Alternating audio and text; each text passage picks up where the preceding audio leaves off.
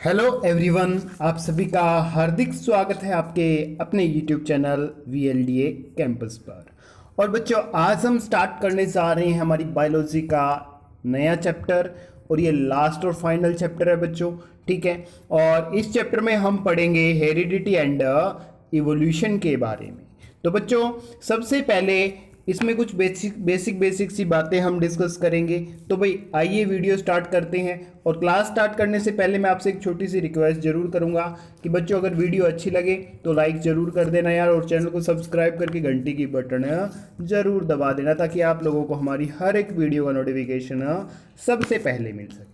तो आइए साथियों, सबसे पहले हम जानेंगे भाई जो हेरिडिटी एंड इवोल्यूशन में एक कंसेप्ट, एक वर्ड जो हम बार बार बोलेंगे, कैरेक्टर्स और ट्रेड्स, ये क्या होते हैं। तो बच्चों, फीचर्स होते हैं कुछ, जैसे हमारी जो हाइट का बढ़ना, शेप ऑफ हेयर्स, बालों की जो शेप है वो, ठीक है। हमारी आईज का जो कलर है डिफरेंट होता है कई बार, ठीक है। शेप ऑफ नोज, नाक हर किसी का अलग अलग होता है। कहते हैं ना कि दादा पे गया है, दादी पे गया है, माँ पे गया है, पापा पे, नाना नानी पे, ऐसा कुछ बोलते हैं हमारे घर वाले, ठीक है, कि इसकी नाक तो ऐसी है, इसके कान तो ऐसे है, इसकी आंख तो ऐसी है। तो ये जो सारे के सारे जो फीचर्स हैं बच्चों, इनको हम क्या कहेंगे, ट्रेट्स कहेंगे, कैरेक्टर्स बोलेंगे, ठीक है। उसके बाद है हेरिडिटी की बात आती है। भाई हेरिडिटी क्या होता है, तो साथियों ये क्या है, ट्रांसमिशन होता है कैरेक्टर्स का। किसका ट्रांसमिशन है, कैरेक्टर्स का, यानी जो हमारे कान नाक आंख में जो बदलाव आता है, उस बदलाव का जो ट्रांसमिशन होता है, ठीक है, कहां से, पेरेंट से उनके ऑफस्प्रिंग में, यानी माता पिता से उनके बच्चे में, उसको हम क्या कह देते हैं, हेरिडिटी। तो बच्चों, हेरिडिटी क्या है, एक प्रोसेस है जिस प्रोसेस में कैरेक्टर्स क्या होते हैं, ट्रांसफर होते हैं, किसमें बच्चों, पेरेंट से उनके चाइल्ड में, ठीक है। ये बात समझ आ गई। सिंपल लैंग्वेज में कहूं, बिल्कुल आसान सी लैंग्वेज में कहूं, तो कहते हैं ना कि यार इसका फेस तो माँ के जैसा है, ठीक है, इसकी आंख तो बाप के जैसी है, कहते हैं ना। तो ये जो कैरेक्टर्स है, इन कैरेक्टर्स का जो ट्रांसमिशन होता है, उसको हम कहते हैं हेरिडिटी, ठीक है। और सिंपल लैंग्वेज में heredity means continuity of features from one generation to next, कि एक जनरेशन से इन फीचर्स का ट्रांसफर होना दूसरी जनरेशन में, उसको हम क्या कहेंगे, हेरिडिटी कहेंगे साथियों। क्या कहेंगे, हेरिडिटी, ठीक है ना। जैसे आप अगर आपके पापा की तरह दिखते हो, ठीक है, तो वो क्या है बच्चों, कि वो हेरिडिटी के कारण हो। किसके कारण हो, हेरिडिटी के कारण, ठीक है ना। अब आइए भाई नेक्स्ट पे, नेक्स्ट जो साथियों हम बात करने वाले हैं वो हेरिडिटी के बारे में कुछ बातें हैं, कि जो हेरिडिटी है उसमें क्या है, कि जो हेरिडिटी इंफॉर्मेशन है बच्चों, वो प्रेजेंट रहती है कब और किसमें, सेक्स सेल्स में प्रेजेंट रहती है। वो आपके माता पिता की जो सेक्स सेल्स होगी, जब जाइगोट बनता है, ठीक है, सपर्म और ओवम के फर्टिलाइजेशन होने से, तो उससे पहले जो गैमेट्स है, उन गैमेट्स में हेरिडिटी की इंफॉर्मेशन होती है, ठीक है ना। जो 23 क्रोमोसोम्स के पेयर्स आते हैं गैमेट्स में, 23 जो क्रोमोसोम्स आते हैं गैमेट्स में, वो गैमेट्स क्या करते हैं बच्चों, वो क्रोमोसोम्स क्या इंक्लूड करते हैं, हेरिडिटी के इंफॉर्मेशंस को। तो जो तो बच्चों इसमें क्या है कि गैमेट्स हैं वो एक क्रिएट करेंगे लिंक, किसके बीच में, one generation to next generation, और इसको आगे इन कैरेक्टर्स को वो क्या करते रहेंगे भी, आगे से आगे पास करते रहेंगे, ठीक है ना। एक पीढ़ी, दूसरी पीढ़ी, तीसरी पीढ़ी, तो इन पीढ़ियों में क्या है, जो चेंजेस आते हैं उनको क्या कहते हैं भाई, वेरिएशंस कहते हैं। और जो सिमिलर गुण होते हैं, ठीक है, तो उनको हम हेरिडिटी बोल देते हैं भाई, कि ये किसकी वजह से है, ट्रांसमिशन ऑफ कैरेक्टर्स की वजह से है। नेक्स्ट है बच्चों वेरिएशन। वेरिएशन क्या होती है, difference in the characters among individual of species is called variation, कि माता पिता से बच्चे का थोड़ा सा अलग होना क्या कहलाएगा, वेरिएशन कहलाएगा। बिल्कुल उनके जैसा ना दिखना क्या कहलाएगा, वेरिएशन कहलाएगा। जैसे कोई थोड़ा सा पक्के रंग का है, कोई बिल्कुल गोरा है, तो बच्चों वो किसके कारण है, वेरिएशन के कारण। अब एक छोटी सी बात सोच के देखो कि अगर ये वेरिएशन ना होती तो क्या करते, ठीक है, कोई बंदा मतलब गोरा है तो उसकी संतान उसके जैसे सिमिलर होती, तो उसको किस नाम से पुकारते, उसके बाप से या उसके नाम से पुकारते। पहचान ही नहीं सकते आप दुनिया में, अगर सारे के सारे जो ह्यूमंस हैं एक जैसे होते। अगर ये वेरिएशन ना होती तो आप लोग टेम्परेचर के अकॉर्डिंग भी सर्वाइव नहीं कर पाते। तो वेरिएशन क्या है बच्चों, हर एक ह्यूमन में, हर एक एनिमल में चेंज होती है। कैसे भाई, एक तो उनकी हाइट सेम नहीं होती, कभी भी कम ज्यादा होती है, ठीक है। फेस का स्ट्रक्चर है बच्चों, वो भी वेरी करता है। ये सारी बातें वेरिएशन के कारण होती है। जैसे एक अच्छा सा एग्जांपल आपको देखने को मिलेगा कि most people earlobe is hanging. Earlobe यानी ईयरलोब का मतलब क्या है, ये कान के जो नीचे का हिस्सा है बच्चों, ये जो नीचे का हिस्सा है, ठीक है, ये देखो यहां जो नीचे लटकता हुआ दिखेगा उसको कहेंगे फ्री ईयरलोब, और जो बिल्कुल कनेक्टेड होगा उसको हम कहेंगे अटैच्ड ईयरलोब। तो ये क्या होता है कि मेल्स में लटका हुआ मिलता है, ठीक है, फीमेल्स में कई बार अटैच्ड मिलता है। हो सकता है मेल में भी अटैच्ड हो, फीमेल में क्या हो, फ्री हो, ठीक है ना। तो इस चीज को ध्यान रखना आप लोग। और कुछ लोगों में क्या है, ईयरलोब क्लोजली अटैच्ड होता है, कहां भाई, हेड के साइड में, बिल्कुल, ठीक है। इसको हम क्या कहते हैं, अटैच्ड ईयरलोब कहते हैं बच्चों। उसके बाद जो नेक्स्ट हम बात करने वाले हैं कि प्लांट्स है। प्लांट्स में क्या है बच्चों, वेरिएशन काफी कम दिखाई देती है, बट ह्यूमंस में क्या दिखाई देती है, ज्यादा। और जो वेरिएशन है वो क्या है, नेसेसरी है बच्चों ऑर्गेनिक इवोल्यूशन के लिए। उसके बाद है भाई एडवांटेज क्या है वेरिएशन के, तो बच्चों सबसे पहला एडवांटेज यही है कि variation increase A change of its survival in a changing environment, कि जो जैसे जैसे वेरिएशन इंक्रीज होगी, ठीक है, वैसे वैसे क्या है, उस इंसान का उस इन्वायरमेंट के अकॉर्डिंग सर्वाइवल क्या हो जाएगा, आसान हो जाएगा। क्या हो जाएगा, आसान हो जाएगा। जैसे हम बात करते हैं भाई हमारे देश में जो लोग रहते हैं, ठीक है, जैसे जम्मू कश्मीर की बात कर लेते हैं, तो वो वहां का जो इन्वायरमेंट है वो ठंडा होता है, और उनके अंदर जो वेरिएशन होती है वो इस इन्वायरमेंट के अकॉर्डिंग होती है, ठीक है। जैसे कि अब हम आ जाए हमारे हरियाणा में, तो हरियाणा में क्या है भाई, ना ज्यादा गर्मी है ना सर्दी है, मतलब कहने का गर्मी में ज्यादा गर्मी, सर्दी में ज्यादा सर्दी, तो ऐसा होता है। तो हमारा जो बॉडी स्ट्रक्चर है वो इस टेम्परेचर को सहन करने वाला है। ये किसके कारण है बच्चों, वेरिएशन के कारण है। और ये वेरिएशन किसके कारण आती है, इन्वायरमेंट में चेंज होते हैं उसके कारण आती है, ठीक है। अब आइए बच्चों नेक्स्ट क्वेश्चंस, क्रोमोसोम्स की बात करेंगे। भाई वेरिएशंस में मैंने क्रोमोसोम्स का नाम भी लिया था, तो क्रोमोसोम्स को भी अच्छे से पढ़ेंगे, जीन्स को भी अच्छे से पढ़ेंगे, डीएनए को भी अच्छे से पढ़ेंगे। तो आज की क्लास में लास्ट तक बने रहना बच्चों, और यह क्लास आपके एडमिशन में आपकी मदद करने वाली है। ऐसा नहीं है कि टॉफी दे रहा हूं, टॉफी नहीं दे रहा, बिल्कुल जीरो लेवल से एडवांस लेवल करवा रहा हूं बच्चों। आप लोगों में हिम्मत होनी चाहिए ये करने की, ठीक है। और मैं बारी बारी कहता हूं क्वेश्चन आएंगे आएंगे आएंगे, अगर ना करो वो तुम्हारी मर्जी है, मेरा काम करवाना है। तो देखो बच्चों क्रोमोसोम्स की बात करते हैं। क्रोमोसोम्स क्या होते हैं, क्रोमोसोम्स होते हैं थ्रेड लाइक स्ट्रक्चर्स होते हैं न्यूक्लियस के अंदर, ठीक है, और फॉर्म्ड ऑफ डीएनए। किससे बनते हैं, डीएनए से बनते हैं, डीएनए उनसे बनता है, दिखाऊंगा आप लोगों को, टेंशन ना लो यार, ठीक है। विच कैरीज द जीन्स, यानी ये क्या कहता है कि क्रोमोसोम्स है वो थ्रेड लाइक स्ट्रक्चर्स हैं in the nucleus of cell formed of DNA, और विच कैरीज द जीन्स, वो किनको कैरी करते हैं बच्चों, जीन्स को कैरी करते हैं। और जो क्रोमोसोम्स है हर एक ऑर्गेनिजम्स में इनका नंबर क्या होता है, चेंज होता है, अलग अलग होता है। तो क्रोमोसोम्स की मैंने बात की थी, थ्रेड लाइक स्ट्रक्चर्स है, धागेनुमा संरचना होती है बच्चों। और इनकी जो डिस्कवरी की थी वो की थी पुरकिंजे ने। किसने की थी, पुरकिंजे ने। बट एग्जामिनर किसको मानता है, फ्लेमिंग को। किसको मानता है, फ्लेमिंग को। किसकी डिस्कवरी किसने की थी, फ्लेमिंग में। और जो क्रोमोसोम्स नाम दिया वो किसने दिया बच्चों, वेल्डेयर ने। किसने दिया, वेल्डेयर ने दिया, ठीक है। अब आइए नेक्स्ट भाई इनके बारे में कि जो क्रोमोसोम्स हैं वो हमेशा किस में रहेंगे, पेयर्स में रहेंगे, जोड़ियों में रहेंगे। और ये हमें सिर्फ दिखाई देते हैं सेल डिवीजन के दौरान, कोशिका विभाजन के दौरान। और ह्यूमन बॉडी में कितने पेयर्स क्रोमोसोम्स होते हैं, आप कहोगे 23 पेयर्स होते हैं और 46 क्रोमोसोम्स होते हैं। इसके बाद अगर आपसे यूं पूछ ले भाई जो ह्यूमन गैमेट है, ह्यूमन गैमेट में कितने क्रोमोसोम्स होते हैं, तो आप कहोगे 23 क्रोमोसोम्स होते हैं। 23 मेल गैमेट में होते हैं, 23 फीमेल गैमेट में होते हैं। फिर इनका जाइगोट बनता है ना, उसमें 46 क्रोमोसोम्स होते हैं बच्चों, यानी हाफ कैरेक्टर मदर के, हाफ किसके, फादर के। अब देखिए बच्चों ह्यूमन बॉडी की जब हम बात करते हैं तो यहां कितने क्रोमोसोम्स होते हैं, मैंने कहा 46 होते हैं। तो जो ये दो तरह के क्रोमोसोम्स होंगे ह्यूमन बॉडी में, एक ऑटोसोम्स होंगे, एक एलोसोम्स होंगे। ऑटोसोम्स कौन से होते हैं? ये लड़के और लड़की में बराबर होते हैं। कितने? 22 पेयर क्या होते हैं बच्चों? बराबर होते हैं, चाहे वो लड़का हो चाहे लड़की हो, उनको कहते हैं ऑटोसोम्स। ठीक है, उसके बाद है भाई, जब एलोसोम्स क्या होते हैं? एलोसोम्स ये डिसाइड करते हैं कि जो बच्चा जन्म लेगा वो बॉय होगा या गर्ल होगी, जो बच्चा है पैदा होगा वो लड़का है या लड़की है। ये क्रोमोसोम्स अलग होंगे, इनको हम कहेंगे एलोसोम्स। ठीक है, और लिंग निर्धारण में एलोसोम्स की भूमिका होती है, वही बताते हैं कि बच्चा लड़का होगा या लड़की होगी। कैसे? अब मैंने कहा 22 पेयर तो सेम होते हैं, 22 का मतलब 44 तो कॉमन हो गए बच्चों।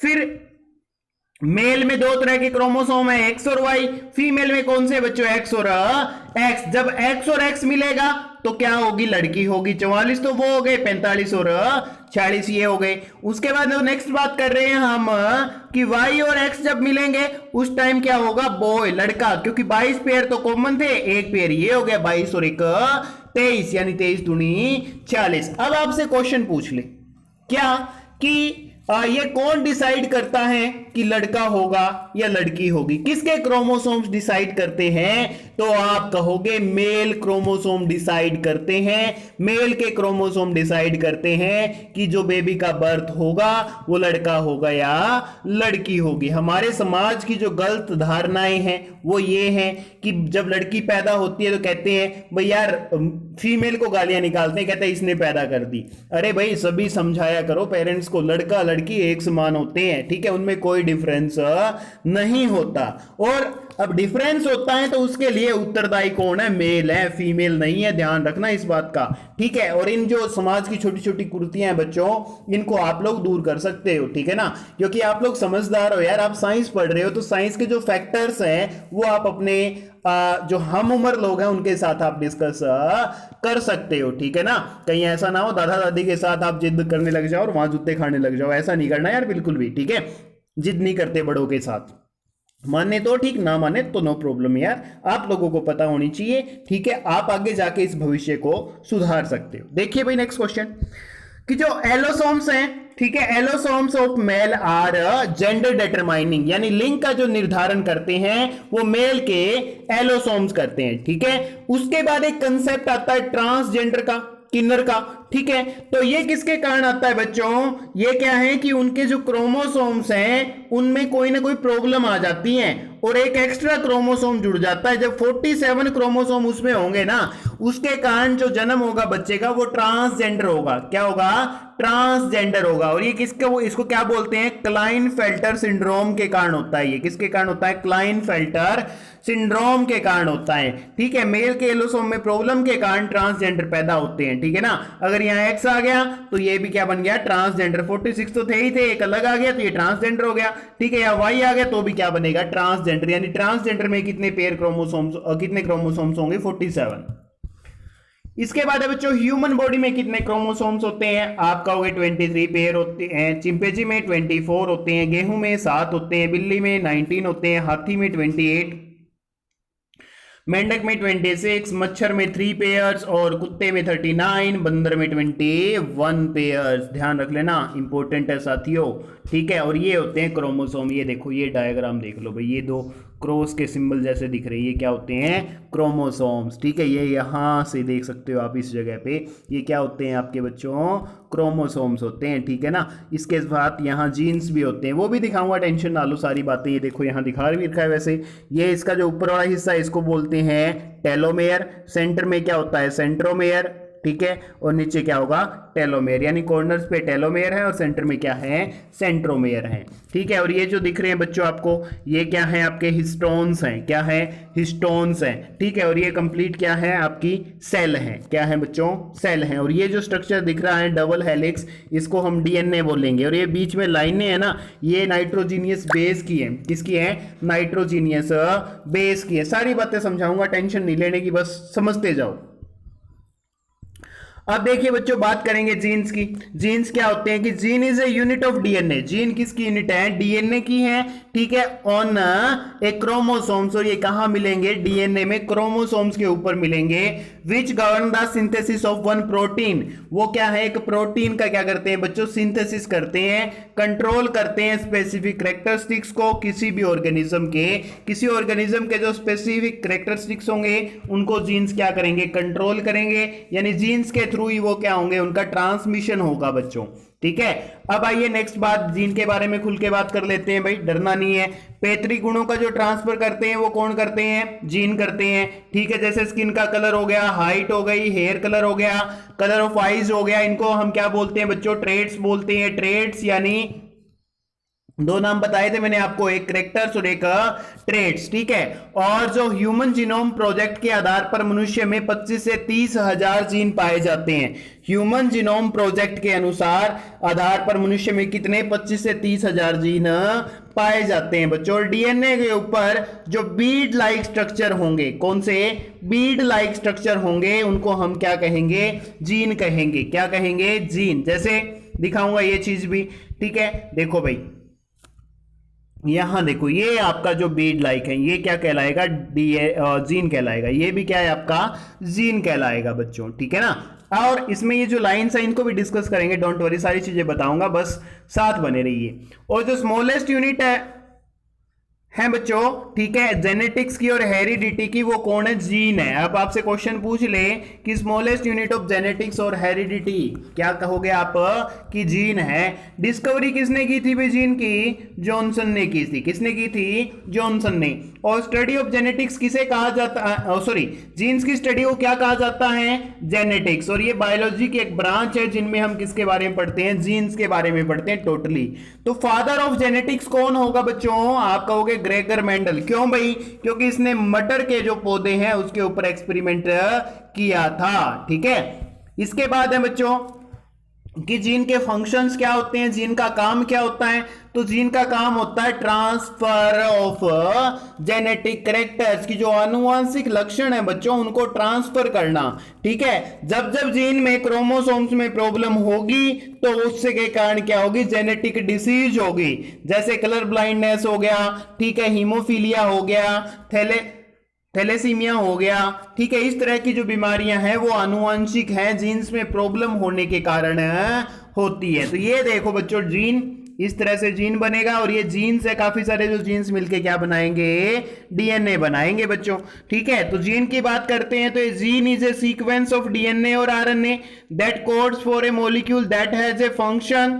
The transmission of genes to a organism offspring is basis of the inheritance और फेनोटाइपिक ट्रेट। और डीएनए क्या है? डीएनए डीऑक्सीराइबो न्यूक्लिक एसिड होता है, फुल फॉर्म होती है। ये एक मॉलिक्यूल है जो किससे बनता है? Two chains which coil around each other to form a double helix structure. अब आपसे पूछ ले भाई डीएनए का स्ट्रक्चर कैसा होता है, तो आप कहोगे डबल हेलिक्स स्ट्रक्चर होता है। कौन सा होता है? डबल हेलिक्स स्ट्रक्चर होता है, ठीक है। और the genetic instruction used in the growth development function all non living organism.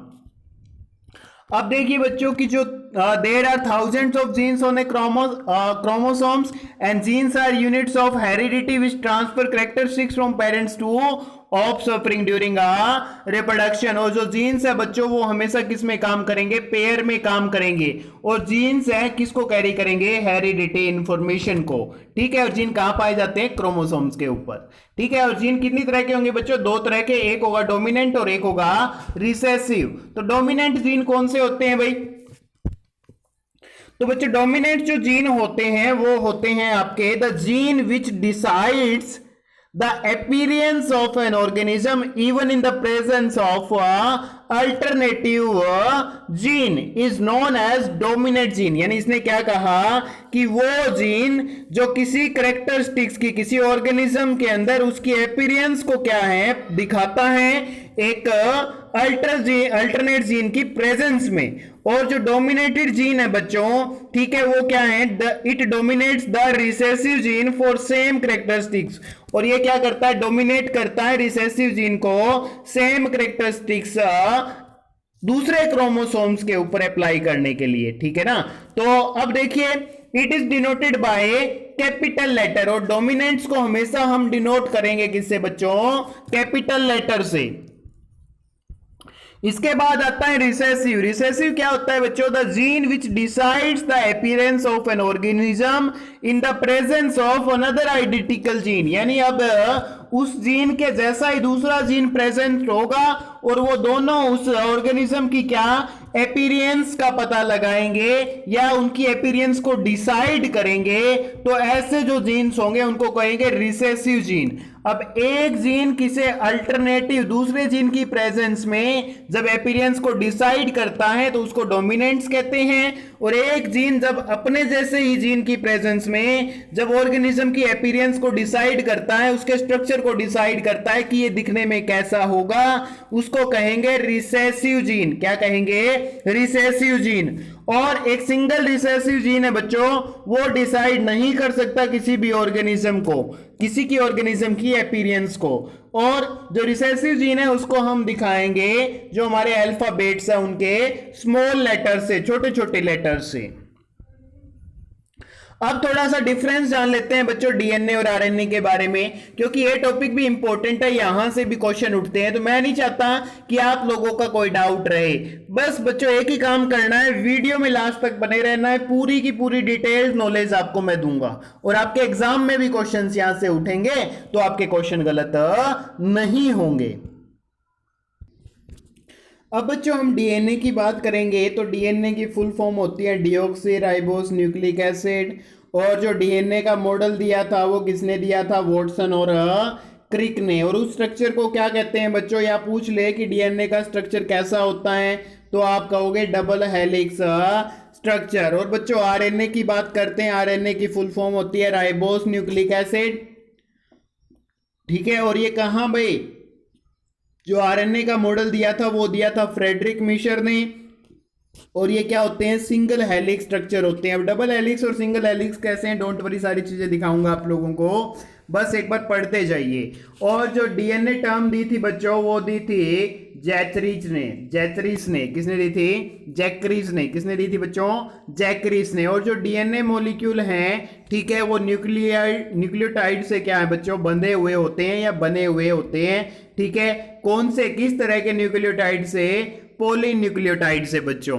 और जो आरएनए मॉलिक्यूल्स हैं वो भी क्या है, न्यूक्लियोटाइड से बने हुए होते हैं। कौन से न्यूक्लियोटाइड से, पॉलीन्यूक्लियोटाइड से बने हुए होते हैं बच्चों। जैसे हम बात करेंगे न्यूक्लियोटाइड्स की, तो न्यूक्लियोटाइड्स बच्चों किससे बनते हैं, शुगर, फॉस्फोरिक एसिड और नाइट्रोजीनियस बेस से मिलकर बनते हैं। और इसमें न्यूक्लियोटाइड्स किससे बनेंगे, सेम कंपोजिशन रहेगा, शुगर, फॉस्फोरिक एसिड और नाइट्रोजीनियस बेस से मिलकर बनते हैं बच्चों न्यूक्लियोटाइड्स। उसके बाद है बच्चों डीएनए। डीएनए में 2 राइबोस शुगर होते हैं, ठीक है, और आरएनए में 1 राइबोस शुगर होती है। तो डीएनए में 2 राइबोस शुगर और 5 कार्बन वाले होते हैं, इसी के कारण इसको पेंटोज शुगर भी कहते हैं। जो 2 राइबोस शुगर प्रेजेंट होंगे उन पे कितने कार्बन होंगे, 5 कार्बन होंगे, और इसी के कारण इनको क्या कहते हैं, पेंटोज शुगर भी कहते हैं बच्चों।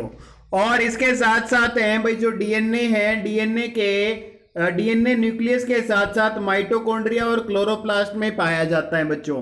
डीएनए क्या है कि न्यूक्लियस में भी पाया जाएगा और माइटोकॉन्ड्रिया में भी होगा, बट प्लांट्स में किस में पाया जाता है, क्लोरोप्लास्ट में। और आरएनए है बच्चों, आरएनए न्यूक्लियस के साथ साथ साइटोप्लाज्म में, रफ एंडोप्लाज्मिक रेटिकुलम में पाया जाता है। और डीएनए का फंक्शन क्या होता है बच्चों, DNA works as a genetic material, आनुवंशिक पदार्थ के रूप में क्या करता है, ये काम करता है। और आरएनए का काम क्या होता है, प्रोटीन सिंथेसिस करना, प्रोटीन का संश्लेषण करना काम होता है बच्चों, ठीक है।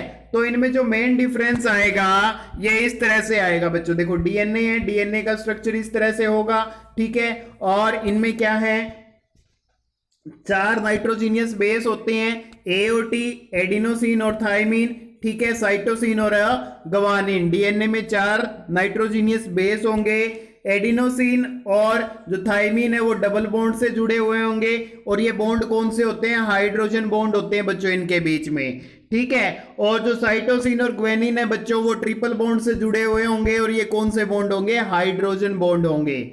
अब आपसे पूछ ले भाई जो ये पेयर है इनके बीच का गैप कितना है, तो आप कहोगे 3.4 एंगस्ट्रॉम। कितना है, 3.4 एंगस्ट्रॉम। और इसकी जो लंबाई पूछ ले भाई, जीन होता है ना, ये जीन की लंबाई कितनी होती है, आप कहोगे 34 एंगस्ट्रॉम। कितनी होती है, 34 एंगस्ट्रॉम। और ये स्टैंड 1 होता है बच्चों, ये स्टैंड 1 है और ये क्या है, स्टैंड 2। और ये स्टैंड 1 और स्टैंड 2 से मिलके बनता है आपका double helix structure of DNA. और इनके बीच में जो ये गैप होता है, ये डिस्टेंस कितनी होती है, ये होती है 20 एंगस्ट्रॉम। कितनी होती है बच्चों, 20 एंगस्ट्रॉम। और आरएनए है बच्चों, आरएनए में सिंगल हेलिक्स स्ट्रक्चर होता है। नाइट्रोजीनियस बेस कौन कौन से पाए जाते हैं, ए डबल बॉन्ड यू और सी ट्रिपल बॉन्ड जी, यानी एडिनोसिन और यूरासिल, साइटोसिन और ग्वेनिन। ठीक है, ये 4 तरह के होते हैं बच्चों डीएनए और आरएनए में। और डीएनए में ध्यान रख लेना अलग कौन सा होता है, थाइमिन, और आरएनए में कौन सा होता है, यूरासिल। यहां से क्वेश्चन पूछा जाता है, ध्यान रख लेना।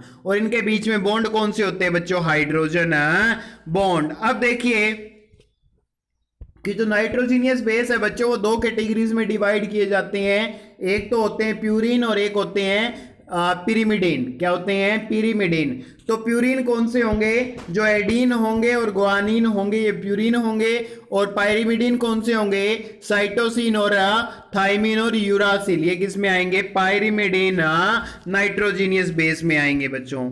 उसके बाद है जी डीएनए है, ज्यादा स्थायी होता है। डीएनए ज्यादा स्थायी किसके कारण होता है, क्योंकि इसमें हिस्टोन प्रोटीन पाया जाता है बच्चों। कौन सा प्रोटीन पाया जाता है, हिस्टोन प्रोटीन पाया जाता है। और डीएनए और हिस्टोन प्रोटीन मिलकर क्या बनाते हैं बच्चों, क्रोमोसोम्स बनाते हैं, जो थ्रेड लाइक स्ट्रक्चर्स होते हैं। और जो आरएनए है बच्चों ये कम स्थायी है और आरएनए में हिस्टोन प्रोटीन नहीं पाया जाता। ठीक है, उसके बाद देखिए भाई आपका स्ट्रक्चर डीएनए का, ये डीएनए का स्ट्रक्चर है जी। इनमें देखो ध्यान से देखोगे तो ये स्ट्रक्चर डबल हेलिक्स है। कौन सा है, डबल हेलिक्स है बच्चों। ठीक है, इसके साथ साथ ये डबल हेलिक्स स्ट्रक्चर है। इनमें देखो कि जो ये दिख रहा है green layer, green layer guanine के लिए है, ब्लू किसके लिए, साइटोसिन के लिए है, रेड किसके लिए, एडानाइन के लिए है, और ये किसके लिए बच्चों, थाइमिन के लिए। ध्यान रख लेना। ठीक है, इसके साथ साथ जो ये दिख रहा है इस तरह का कलर, ये बेस होता है। और ये येलो कलर है, ये क्या कहते हैं, किसको दिखाता है बच्चों, शुगर को। और ये बॉल की तरह है, ये इनको दिखाते हैं फॉस्फेट। ये देखो ये स्ट्रक्चर किसके हैं, फॉस्फेट के। और ये जो येलो वाला स्ट्रक्चर है किस चीज का है बच्चों, शुगर के रूप में है। किसके रूप में है, शुगर के रूप में है। समझ आ गई बात इतनी। ठीक है, इतनी बात समझ आ गई तो फिर चलिए आगे भी। डीएनए का स्ट्रक्चर डाउट क्लियर हो गया आपका। और इसमें क्या है बच्चों, ये न्यूक्लियोटाइड होता है। इस कंप्लीट को क्या कहते हैं, न्यूक्लियोटाइड। न्यूक्लियोटाइड किससे बनता है, शुगर बेस और फॉस्फेट से बनता है। अब एक बच्चे ने क्वेश्चन किया था कि सर जीनोटाइप और फेनोटाइप क्या होता है। तो बच्चों अब जिस बच्चे का डाउट था वो दूर हो जाएगा। ध्यान से देखो भाई। ठीक है, ये क्या होता है, it shows the genetic constitution of an organism की, एक ऑर्गेनिज्म की जेनेटिक बनावट को दिखाता है, उसको हम कहते हैं जीनोटाइप। क्या कहते हैं, जीनोटाइप। या it is the description of genes present in an organism, या क्या एक ऑर्गेनिज्म के अंदर जो जीन्स प्रेजेंट है उनका डिस्क्रिप्शन, उनके डिस्क्रिप्शन को हम क्या कहेंगे, जीनोटाइप कहेंगे। क्या कहेंगे, जीनोटाइप। ठीक है, और जो जीनोटाइप है ना बच्चों वो हमेशा काम करता है किसमें, पेयर्स में। और उनको दिखाते हैं हम कैपिटल लेटर या small letter, no problem, but होंगे किसमें, पेयर्स में, टी टी और टी स्मॉल टी। ठीक है, T and T are different forms of same gene. ये सेम जीन की अलग अलग फॉर्म्स है बच्चों। और जो ये आगे वाला है ये डोमिनेंट जीन है और ये कौन सा है, रिसेसिव है बच्चों। ध्यान रख लेना। तो genotype of tall plant, tall plant के लिए जो जीनोटाइप हम यूज करेंगे वो टी, कैपिटल टी और स्मॉल टी यूज करेंगे। और जो ड्वार्फ है, बोने प्लांट है, उनके लिए स्मॉल टी यूज करेंगे बच्चों। ठीक है, ये जीनोटाइप को दिखाते हैं। उसके बाद दूसरा था फिनोटाइप। फिनोटाइप क्या होते हैं बच्चों, ये कैरेक्टरिस्टिक्स हैं which is visible in an organism, कि जो एक ऑर्गेनिज्म में क्या होते हैं, विजिबल होते हैं, जिनको हम देख सकते हैं, इनको कहते हैं फिनोटाइप। जैसे कि जो बीइंग टॉल यानी लंबाई जो है, ड्वार्फ एक ऑर्गेनिज्म है उनको देखना। ठीक है, ये क्या कहलाएगा, फिनोटाइप कहलाएगा।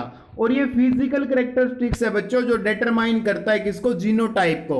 जीनोटाइप को डिटरमाइन कैसे करेगा, इसी से पता चलेगा कि किस तरह के जीनोटाइप वहां पे प्रेजेंट है। मान लो अब छोटे छोटे स्मॉल टी वाले जीनोटाइप प्रेजेंट है, तो वो हाइट क्या होगी उनकी, बोनी होगी। हाइट बोनी होगी तो मतलब वहां कौन से जीनोटाइप है, स्मॉल टी वाले जीनोटाइप है बच्चों, ठीक है। और जो फिजिकल कैरेक्टरिस्टिक्स होता है जीनोटाइप्स का, उसको हम कहते हैं फिनोटाइप, ठीक है ना। अब आइए आगे भाई, अब हम पढ़ेंगे कि F1 जनरेशन क्या होती है। तो बच्चों F1 जनरेशन होती है जब दो पेरेंट्स, ठीक है, two parents cross to produce offspring. जब दो पेरेंट्स क्रॉस करते हैं या मैटिंग करते हैं नया ऑफस्प्रिंग प्रोड्यूस करने के लिए बच्चों, ठीक है, तो देन देयर ऑफस्प्रिंग, जब उनका जो बच्चा पैदा होगा उसको हम कहेंगे first filial generation. First filial generation, filial के लिए F लगेगा, फर्स्ट के लिए 1 लगेगा और जनरेशन पीछे आ जाएगा, इसीलिए इसको कहते हैं F1 जनरेशन। अब जैसे इसका एग्जांपल भी दूंगा, डोंट वरी, पहले पढ़ लीजिए। F2 है बच्चों, F2 क्या होता है कि जब F1 offspring cross among themselves to produce second generation. Second generation जब वो प्रोड्यूस करेंगे तो उसको हम कहेंगे F2 जनरेशन। यानी F2 किसके लिए लगा, सेकंड जनरेशन के लिए, ठीक है। फिलियल के लिए F लगा, सेकंड जनरेशन के लिए क्या लगा, 2, तो इसको बोलते हैं F2 जनरेशन। अब सिंपल लैंग्वेज में समझिए कि जैसे आपकी मदर और फादर हैं भाई, ठीक है, उनके कारण जो जन्म हुआ वो किसका हुआ, आपका हुआ, तो आपकी जो जनरेशन होगी वो F1 होगी। अब जब आपका जो बच्चा होगा यानी आपके पेरेंट्स का जो ग्रैंडसन होगा वो होगा F2 जनरेशन। वो क्या होगा, F2 जनरेशन। अब समझ आ गई होगी मेरे बच्चों बात, मेरे साथियों बात समझ आ गई होगी अब आपको, ठीक है। हर एक डाउट को बारीकी से क्लियर करता जा रहा हूं, तो वीडियो को लाइक जरूर कर देना यार, ठीक है। जो इतनी एनर्जी मैं आप लोगों की लगा रहा हूं, तो मेरे को भी थोड़ा सा हौसला हो कि हाँ जी बच्चे वीडियो को अच्छे से देख रहे हैं, क्योंकि यार इस बार VLDA पार हमें करनी ही करनी है, ध्यान रख लेना मेरी बात। तो बच्चों नेक्स्ट जो है, Gregor Mendel was the first scientist to make a systematic study of pattern of inheritance which involve the transfer of characteristics from parent to progeny। यानी ग्रेगर मेंडल पहला साइंटिस्ट था जिसने सिस्टमेटिक स्टडी की थी कि जो करेक्टर्स हैं उनको ट्रांसफर करने की, इसीलिए ग्रेगर मेंडल को क्या कहा जाता है, फादर ऑफ जेनेटिक्स कहा जाता है, क्योंकि इसने पी का प्लांट लिया था, उसके ऊपर इनहेरिटेंस की स्टडी की थी। क्योंकि पी प्लांट है भाई, उनमें जो number of clear cut differences होते हैं which are easy to tell apart, उनको बताना भी क्या होता है, आसान होता है। इसलिए इसने क्या है, पी के जो दाने हैं, मटर के जो दाने हैं वो चूज किए थे, ठीक है। और बच्चों a new form of plant resulting from a cross of different varieties of a plant is known as hybrid. कि जब नई नई एक प्लांट की नई नई वेराइटीज, जो डिफरेंट वेराइटीज से एक नई वेराइटी प्रोड्यूस होती हैं उसको हम कहते हैं हाइब्रिड, ठीक है। और when we breed two plants having one contrasting, ठीक है, करेक्टर, कि जब एक कंट्रास्टिंग करेक्टर किसी ब्रीड के पास है, किसी प्लांट के पास है, जब उनको हम ब्रीड करेंगे करेक्टरिस्टिक्स को, तो वहां से एक नया प्लांट मिलेगा, तो उसको कहेंगे मोनोहाइब्रिड। मोनो यानी मतलब वन कॉन्ट्रास्टिंग करेक्टरिस्टिक्स, मोनो का मतलब एक कॉन्ट्रास्टिंग करेक्टरिस्टिक्स, ठीक है। उसके बाद है when we breed two pea plant, जब दो पी प्लांट्स को हम क्या करेंगे, मिक्सअप करेंगे, ब्रीड करवाएंगे, तो वहां क्या है, टू कॉन्ट्रास्टिंग करेक्टरिस्टिक्स होंगे, तो उनको बोलेंगे डाई हाइब्रिड क्रॉस। प्रोसेस को क्या बोलेंगे, डाई हाइब्रिड क्रॉस। और डाई हाइब्रिड क्रॉस में हम पढ़ेंगे inheritance of two pairs of contrasting characters of pea plant such as round yellow seeds and wrinkled green seeds. यानी इसमें दो तरह के जो येलो सीड्स हैं और रिंकल्ड ग्रीन सीड्स हैं उनके बारे में, उनको मिक्सअप करके एक नई जो ब्रीड तैयार की जाती है उसको कहते हैं डाई हाइब्रिड, ठीक है बच्चों। तो उम्मीद है भाई आज की क्लास आप लोगों को अच्छी लगी है। बच्चों अच्छी लगी हैं तो वीडियो को लाइक करके, चैनल को सब्सक्राइब करके घंटी का बटन जरूर दबा देना, ताकि आप लोगों को हमारी हर एक नई वीडियो का नोटिफिकेशन सबसे पहले मिल सके। और बच्चों इस वीडियो के बारे में अच्छे अच्छे जो कमेंट्स है कमेंट बॉक्स में जरूर लिखना। और बच्चों इसके साथ साथ मैं आपको हर रोज कहता हूं भाई टेलीग्राम ग्रुप ज्वाइन कर लो, टेलीग्राम ग्रुप ज्वाइन कर लो। तो टेलीग्राम ग्रुप ज्वाइन करने के फायदे हैं कि जैसे ही आपकी एग्जाम डेट आएगी क्विज स्टार्ट हो जाएंगे, नोट्स हम दे रहे हैं हर एक चैप्टर के, प्रैक्टिस सेट भी हम प्रोवाइड कर रहे हैं अभी प्रत्येक चैप्टर के लिए, ठीक है। और इसके साथ साथ जो डेली का क्लास टाइम है बच्चों वो भी अपडेट हो जाता है, ठीक है ना। और इन्फॉर्मेशन है वीएलडीए के लिए वो भी हम ग्रुप में प्रोवाइड करते हैं, डाउट सेशंस भी हम आपके लेंगे और प्रीवियस ईयर के क्वेश्चंस हैं वो भी हम आपको प्रोवाइड करते हैं। अगर बच्चों ये सारी जो वीडियोज आपको अच्छी लग रही हैं, ठीक है, और जो डेमो फाइल्स है वो हमने डिस्क्रिप्शन में हमारे टेलीग्राम ग्रुप का लिंक दे रखा है, उसमें आप फाइल्स में जाके चेक कर सकते हैं। और सारी चीजें पसंद आती हैं आपको वीडियोज और हमारा स्टडी मटेरियल, तभी आप हमारा जो पेड कोर्स है वो लेना बच्चों। और पेड कोर्स मात्र और मात्र 499 का है आज की डेट तक, ठीक है। आगे बढ़ेगा 100% बढ़ेगा, जब बढ़ेगा तब मैं आपको उससे पहले इन्फॉर्म कर दूंगा और ग्रुप में मैं आपको बारी बारी से मैसेज अपडेट करने लग जाएगी हमारी टीम, ठीक है, जिससे आपको पता चल जाएगा कि किस डेट को कोर्स बढ़ेगा। जब आपको सूटेबल लगे आप कोर्स बाय कर सकते हो बच्चों, किसी तरह का कोई प्रेशर आपके ऊपर नहीं है। तो साथियों आज के लिए इतना ही, अब मिलेंगे नेक्स्ट क्लास में, तब तक के लिए जय हिंद जय भारत।